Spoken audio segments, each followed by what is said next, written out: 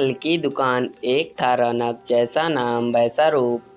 अक्ल में भी उसका मुकाबला कोई नहीं कर सकता था।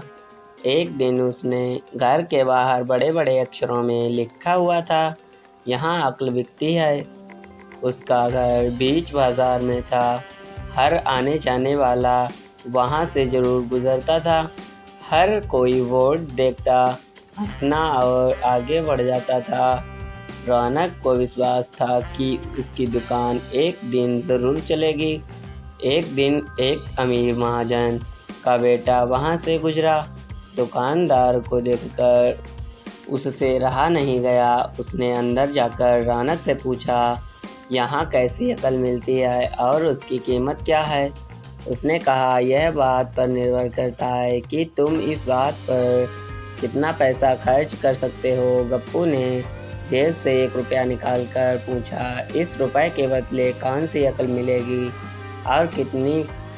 भाई, 1 रुपए की अकल से तुम 1 लाख रुपया बचा सकते हो। गप्पू ने 1 रुपये दिया। बदले में रौनक ने एक कागज़ पर लिख कर दिया, जहाँ 2 आदमी लड़ झगड़ रहे हों वहाँ खड़े रहना बेवकूफ़ी है। गप्पू घर पहुँचा और उसने अपने पिता को कागज़ दिखाया। कंजूस पिता ने कागज़ पढ़ा तो वह गुस्से से आग बबूला हो गया। गप्पू को कोसते हुए वह पहुँचा अक्ल की दुकान पर। कागज़ की पर्ची रौनक के सामने फेंकते हुए चिल्लाया, वह रुपया लौटा दो जो मेरे बेटे ने तुम्हें दिया।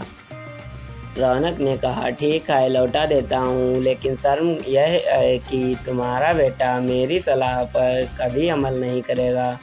कंजूस महाजन के वादा करने पर रौनक ने रुपया वापस कर दिया। उस नगर के राजा की 2 रानियाँ थीं। एक दिन राजा अपनी रानियों के साथ जौहरी बाजार से गुजरा।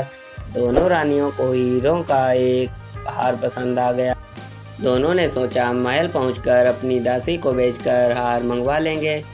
संयोग से दोनों दासियां एक ही समय पर हार लेने पहुंची। बड़ी रानी की दासी बोली, मैं बड़ी रानी की सेवा करती हूँ, इसलिए हार मैं लेकर जाऊंगी। दूसरी बोली, पर राजा तो छोटी रानी को ज़्यादा प्यार करते हैं, इसलिए हार पर मेरा हक है।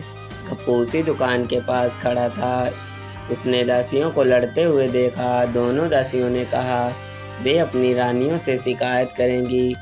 जब बिना फैसले के वे दोनों जा रही थीं, तब उन्होंने गप्पू को देखा। वे बोलीं, यहाँ जो कुछ हुआ तुम उसके गवाह रहना। दासियों ने रानी से और रानियों ने राजा से शिकायत की। राजा ने दासियों की खबर ली। दासियों ने कहा, गप्पू से पूछ लो, वह वहीं पर मौजूद था। राजा ने कहा, बुलाओ गप्पू को गवाही के लिए, कल ही झगड़े का निपटारा होगा। इधर गप्पू हैरान, पिता परेशान। आखिर दोनों पहुँचे अक्ल की दुकान। मांगी माफ़ी और मदद भी। रौनक ने कहा, मदद तो मैं कर दूं, पर अब जो मैं अक्ल दूंगा उसकी कीमत है 5000 रुपये। मरता क्या करता, कंजूस पिता के कुड़ते हुए दिए 5000 रुपये। रौनक ने अक्ल दी कि गवाही के समय गप्पू पागलपन का नाटक करे और दासियों के विरुद्ध कुछ ना कहे। अगले दिन गप्पू पहुंचा दरबार में, करने लगा पागलों की जैसी हरकतें। राजा ने उसे वापस भेज दिया और कहा, पागल की गवाही पर भरोसा नहीं कर सकते। गवाही के अभाव में राजा ने आदेश दिया, दोनों रानी अपनी दासियों को सजा दें, क्योंकि यह पता लगाना बहुत मुश्किल है कि झगड़ा किसने शुरू किया। बड़ी रानी तो बड़ी खुश हुई, छोटी को बहुत गुस्सा आया। गप्पू को पता चला कि छोटी रानी उससे नाराज है, तो वह फिर अपनी सुरक्षा के लिए परेशान हो गया। फिर पहुंचा अक्ल की दुकान। रौनक ने कहा, इस बार अक्ल की कीमत 10,000 रुपये। पैसे लेकर रौनक बोला, एक ही रास्ता है, तुम वह हार खरीद कर छोटी रानी को उपहार में दे दे।